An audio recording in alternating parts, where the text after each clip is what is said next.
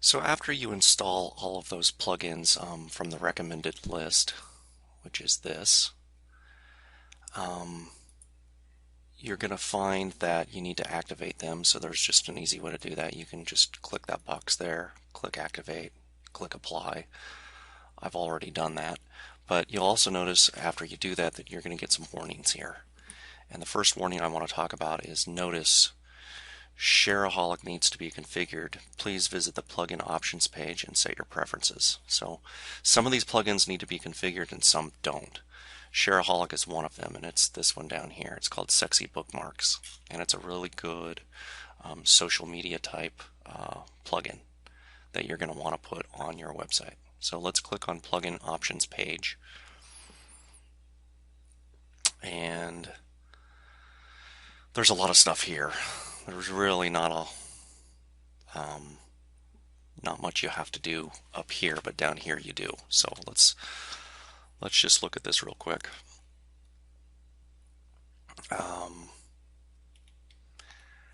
By default, Shareaholic has these buttons checked. You can check any other ones that you want, like NetVibes or Ning or Squidoo or whatever.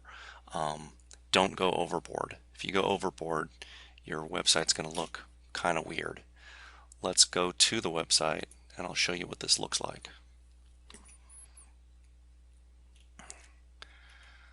So here's our sharing is caring.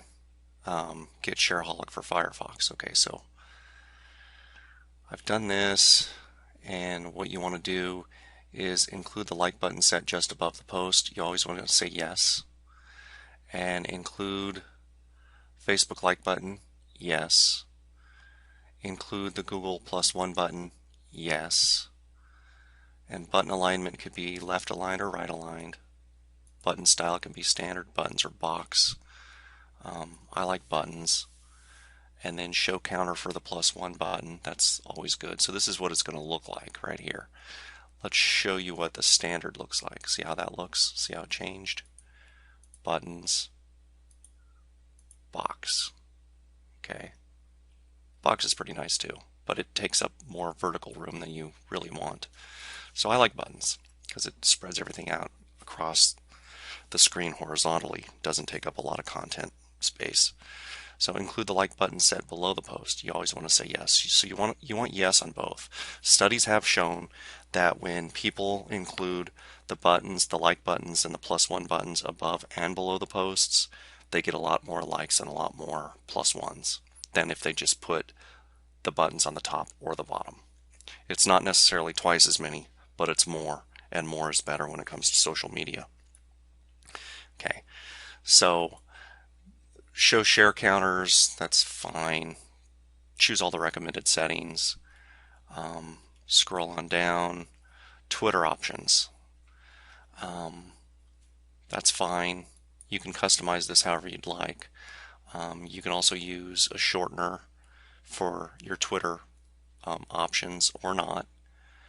And then go down here and override styles with custom mods instead. No, you don't really need to do any of this.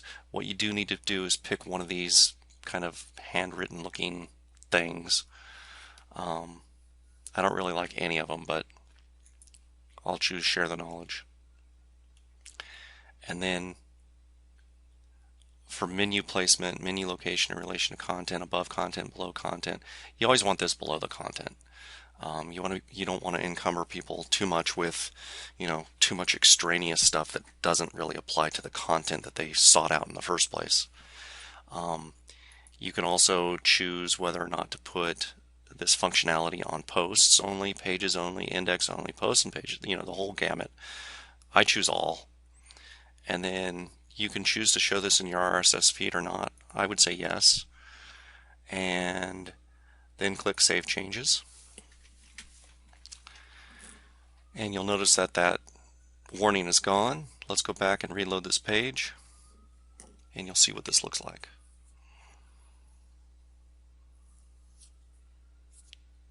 Alright, so you'll see the like and the +1 buttons here and the like button down here, and all these buttons down here that you chose here. Okay. I will deselect some of these because I don't think you need all these. It's too much, and some of these don't matter anymore.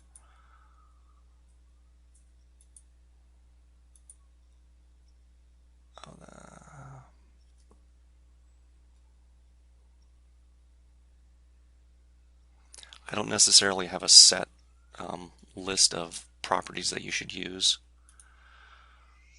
but choose the ones you like and the ones that you've had some success with, or the ones that you have some personal experience with. That would be my recommendation. Then go back and save changes. Take a look at what it looks like, and see there's just a few things here. You can add it to Squidoo, post to Posterous, send via Gmail, add to LinkedIn, post to Twitter, and post to Facebook. All right. So if you want to see what like looks like, well, I'm not going to log into Facebook, but you get the gist of it. And then you can +1 it. That's me.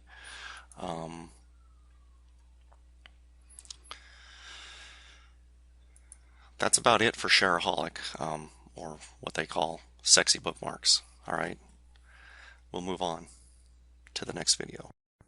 So the next plugin that you have to configure is the all-in-one SEO pack, and you can see that right here in this big red box. So go to the admin page to enable and configure this plugin. So when we do that, we'll see some stuff here. You can join the mailing list and subscribe, donate, all that good stuff. The meat of the plugin is down here. Plugin status, enable it. Okay, here's where it gets strategic, and you have to think about search engine optimization and all that good stuff. The reason people find your site on the web is through a search engine. They're looking specifically for something, and if you supply it to them and you do good search engine optimization on both on-page and off-page factors, you will rank for those keywords, and you most likely will get a chance at getting a click. So all-in-one SEO, the all-in-one SEO pack is great for on-page SEO. So what you have to think of is, what are my keywords? And hopefully you've done this ahead of time. Hopefully you did this long before you even picked a domain name, because as we've said before, your keywords drive everything. It should drive what you choose for your domain name. It should drive what you choose for your for creating content, tags, categories, etc., etc. So, being that the name of this website is The Ultimate Guide to WordPress, you may want to make this home title The Ultimate Guide to WordPress. So let's do something real quick. Let's go look at the website.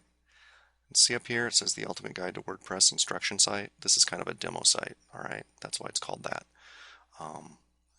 But we can go here and update the options and see if there's a difference in the way that menu looks. Up here, this is the title bar.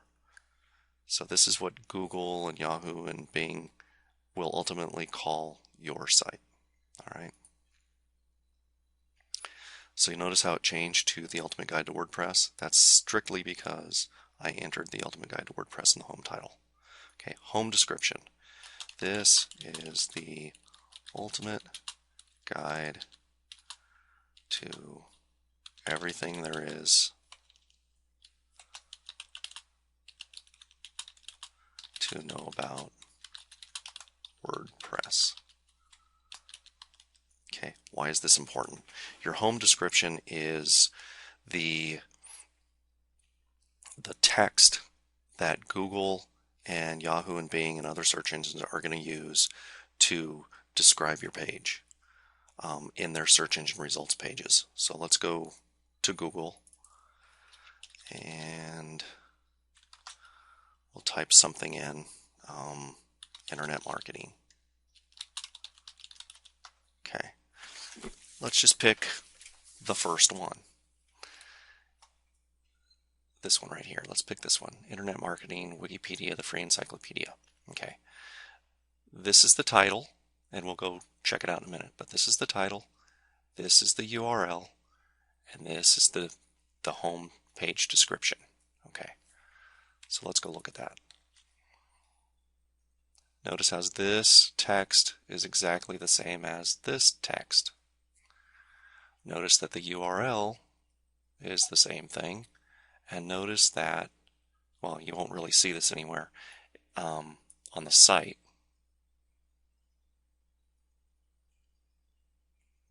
Actually, you do. So what Google does is they do two things.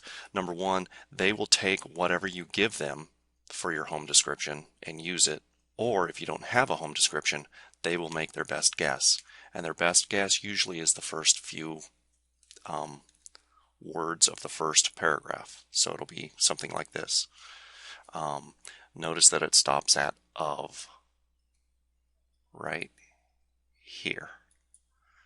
Okay, that's important to know. You want to get your whole quote-unquote sales pitch out there in, I think it's 160 characters. The important part here is that this description here and here and here, etc., is really your only chance in the search engine results pages to convey a selling proposition that somebody will look at and use to choose between this option, or this option, and so on and so on. Okay, so enough about that. Home keywords, as far as Google is concerned, they don't really look at keywords. They don't look at meta keywords anymore. But you never know when a new kid in the search engine field is gonna take over or come to the forefront. 12 years ago, Yahoo was it. Nobody had heard of Google. Then Google came along, and Google's it. Somebody else is going to come along. It's just a matter of time. And that search engine might actually use home keywords again. So it's not a bad idea to put home keywords in here, because it serves at least two purposes. I usually put 3 to 5 in this box. Okay, the purposes it serves. Number one, as alluded to before, an up-and-coming search engine or one of the existing search engines may start using home keywords again. That's a possibility. Number two, putting keywords here, your top 3 to 5 keywords, really reminds you what your website is all about. If you were to boil down into 3 to 5 keyword phrases what your website is about, this is where you're going to put it. Keeping that in mind, it's always going to help you write content because you're going to focus on those 3 to 5 keywords. And as you get more content, you can kind of go outside of that and choose long tail keywords to concentrate on. But for now, you really want to focus on these 3 to 5 keyword phrases. All right. Typically, I leave everything else as is. But you can change anything here, and I don't recommend it. Everything stock and default is great. These are the 3 main boxes. Make sure you enable it, and then go down to update options, and you're done.